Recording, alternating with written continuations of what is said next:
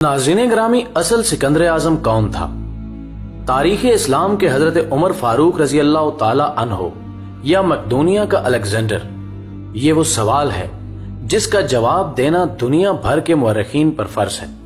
आज SMS का दौरा है। मोबाइल का मैसेजिंग सिस्टम चंद सेकंड में ख्यालात को दुनिया के दूसरे कोने में पहुंचा देता है। जदीद दौर की सहूलत से अब कारीन और नाजरीन भरपूर फायदा उठाते हैं।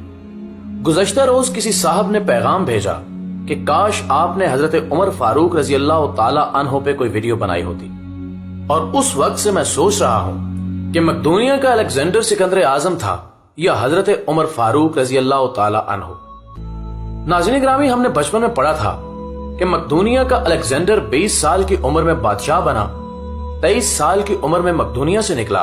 उसने सबसे पहले पूरा यूनान फतह किया, इसके बाद वो तुर्की में दाखिल हुआ और फिर